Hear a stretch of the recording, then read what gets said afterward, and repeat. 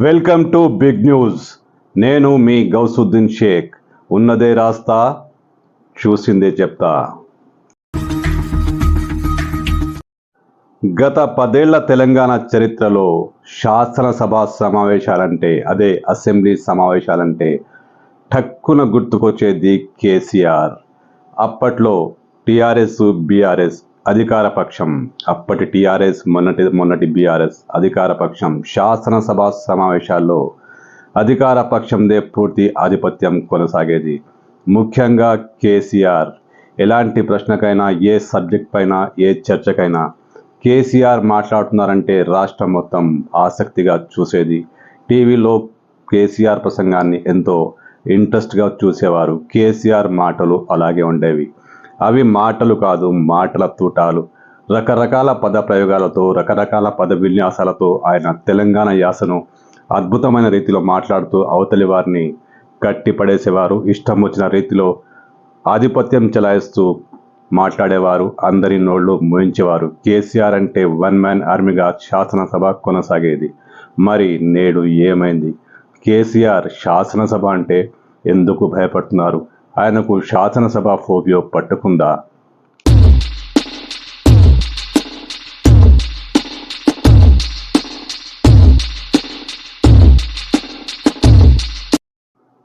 మరి ఇప్పుడు ఆనాటి కేసీఆర్ ఏమయ్యారు? ఆయన శాసనసభకు ఎందుకు హాజరు కావడం లేదు? ఎమ్మెల్యేగా గెలిచిన అనంతరం ఆయన ప్రమాదానికి గురై కొంతకాలం మంచాన పడ్డారు. అది అందరికీ తెలిసిన విషయమే. ఆ తర్వాత కోలుకొని శాసనసభకు చేరుకొని స్పీకర్ కార్యాలయంలో పదవి బాధ్యతలు చేపట్టారు. ఆ తర్వాత పార్టీ కార్యక్రమాల్లోనూ పాల్గొన్నారు. ఇప్పుడు శాసనసభ సమావేశాలు జరుగుతున్నాయి, కానీ కేసీఆర్ రావట్లేదు. అందరూ కేసీఆర్ వస్తారు, మాట్లాడతారు, అధికార పక్షంపై గర్జిస్తారు అనుకుంటూ బీఆర్ఎస్ శ్రేణులు అంచనాతో ఉన్నాయి. కానీ వాటినన్నింటినీ వమ్ము చేస్తూ కేసీఆర్ శాసనసభ అంటే మొహం చాటేశారు. కేసీఆర్ శాసనసభ వైపు రానే రావట్లేదు. అసలు ఆ వైపు కన్నెత్తి చూడటం లేదు. ఏం జరిగింది? కేసీఆర్ శాసనసభకు ఎందుకు రావట్లేదు? ఇది అధికార పక్షాన్నే కాదు, బీఆర్ఎస్ను కూడా విస్మయానికి గురి చేస్తుంది. బీఆర్ఎస్ వర్గాలు కేసీఆర్ ఎప్పుడెప్పుడు వస్తారని ఎదురు చూస్తున్నారు, కానీ ఆయన శాసనసభ వైపు రాలేదు. మరోవైపు కేసీఆర్ అసలు నడవలేని పరిస్థితిలో ఉన్నారా, మాట్లాడలేకపోతున్నారా అంటే అదేమీ లేదు. కేసీఆర్ ఇప్పుడు సంపూర్ణ ఆరోగ్యంతో ఉన్నారు. ఆయన పార్టీ కార్యక్రమాల్లో విస్తృతంగా పాల్గొంటున్నారు. శాసనసభ్యులతో సమావేశమవుతున్నారు.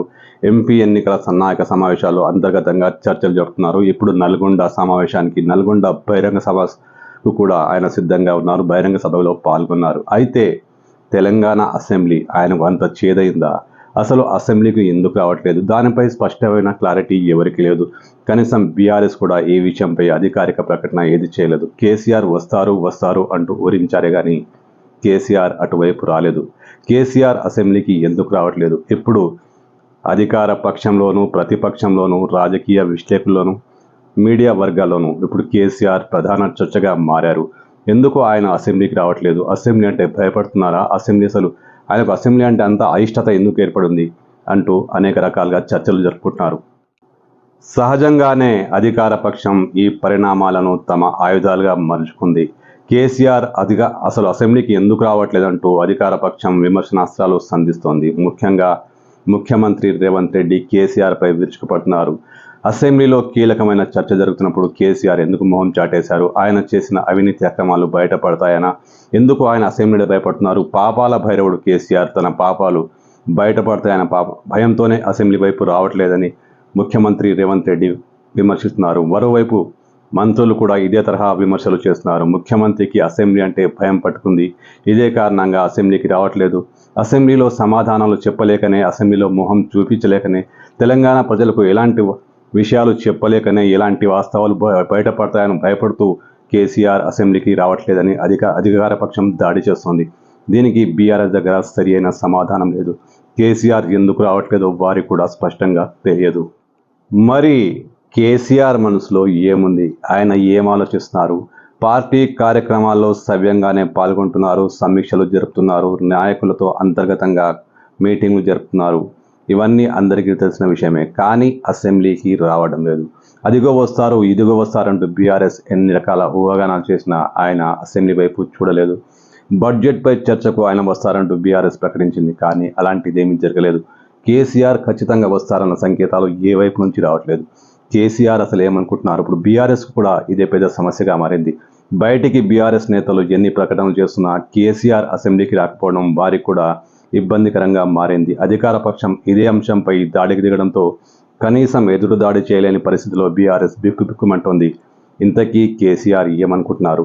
ఆయన అసెంబ్లీకి వస్తారా రారా? అసెంబ్లీ అంటే ఆయనకు మొహం ఎత్తిందా, లేక ఓటమి భయంతో ఓటమి జీర్ణించుకోలేక ఆయన అసెంబ్లీ వైపు రావట్లేదా? ఇంతకు కేసీఆర్ ఏం చేయబోతున్నారు? అసెంబ్లీ ఆయన కోసం ఎదురు చూస్తోంది, కానీ ఒక్క అధికారిక ప్రకటన కూడా రావట్లేదు కేసీఆర్ వస్తారని, అసెంబ్లీ సమావేశాల్లో పాల్గొంటారని.